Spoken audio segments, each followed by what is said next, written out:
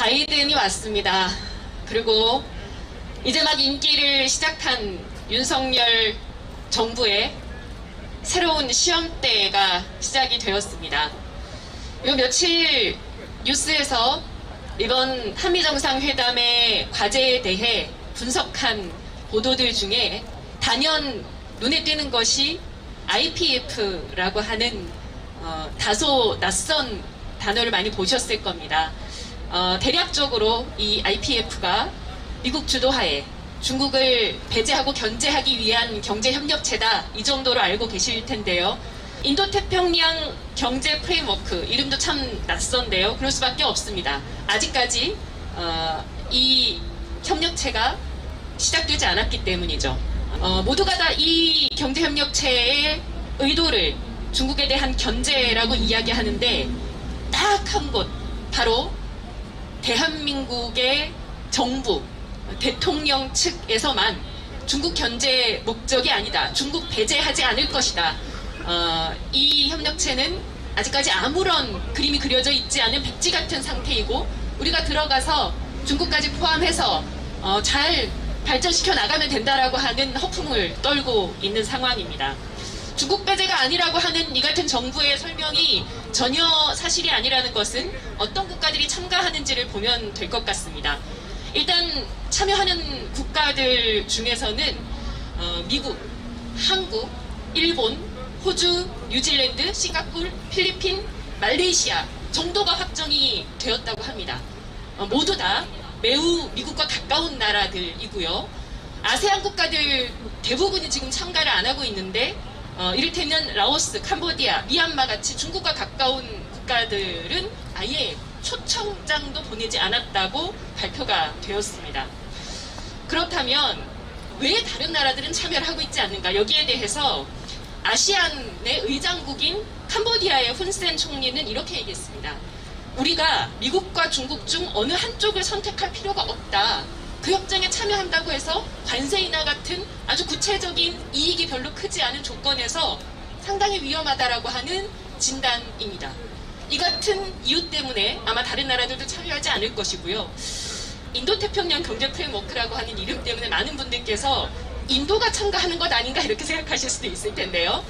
이 영역에서 인도태평양 지역에서 가장 많은 인구와 향후 경제적 영향력을 확보하고 있는 나라가, 이미 중국보다 인구가 더 증가했을 거라고 예측되고 있는 나라가 바로 인도인데, 인도는 그럼 어떠냐? 아직까지 참가 의사를 밝히고 있지 않죠. 여기에 대해서 한 가지 짚어볼 것이 인도가 참가하고 있는 쿼드입니다. 여러분, 쿼드가 뭔지는 또 아시죠? 이미 오래전부터, 문재인 정부 시절부터 매우 이슈가 됐으니까요. 쿼드는 미국과 인도와 그리고 일본, 호주가 들어가 있는 안보협의체입니다. 아까는 경제협의체라면 이건 안보협의체인데, 여기에서 이 쿼드가 무슨 문제가 있습니다. 뭐냐면 지난달에 윤석열 정부가 공약으로 쿼드 가입하겠다 이런 얘기 예전부터 했지 않습니까? 당선되기 전부터. 여기에서 이 발언에 대해 국무부의 반응이 재밌습니다. 쿼드는 현재까지 외부 파트너 국가들과의 협력할 절차를 만들지 않았다.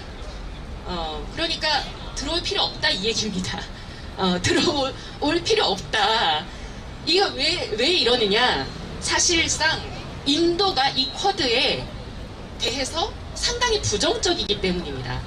인도는 비동맹이나 미국뿐 아니라 여러 개의 동맹에 기초한 외교 전략, 다자간 외교 전략을 토대로 해서 중국을 견제하는 군사동맹에는 참여하지 않겠다는 입장을 표방했기 때문에 사실상 쿼드가 안보협력체로서의 역할을 할 수 없게 되었고, 미국의 계획이 착착 진행되기 어려운 조건이었기 때문에 미국이 쿼드 중심의 협력체, 대중국 협력체가 아니라 아주 자그마한 그룹들을 여러 개 만들어서 다자주의적 협력체를 여러 개 하겠다라는 그런 전략을 바꾼 겁니다.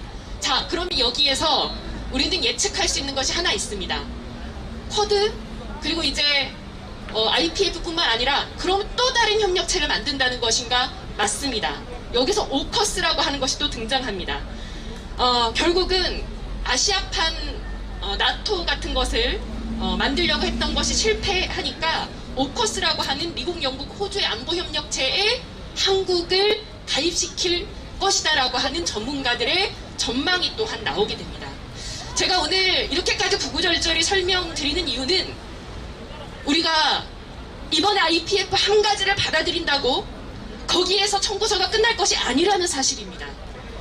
어찌 보면 이번 IPF의 참가 결정, 그것도 최초 출범부터의 참가 결정 이후에 오커스를 포함한 여러 개의 경제협력체, 안보협력체, 다자간 협력체의 참가를 종용받게 될 것이고 윤석열 정부가 끝나는 그날까지 우리는 강대국들 틈에서 양쪽에서 강력한 압력을 받으면서 심각한 상황에 처하게 될 것이 예상되고 있습니다.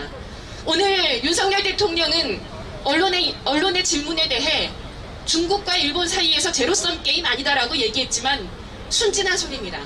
전 세계 어느 지도자가 미국과 중국 사이의 강대강 대치에 대해서 양쪽 다 얻을 수 있다고 이렇게 손쉽게 얘기할 수 있습니까?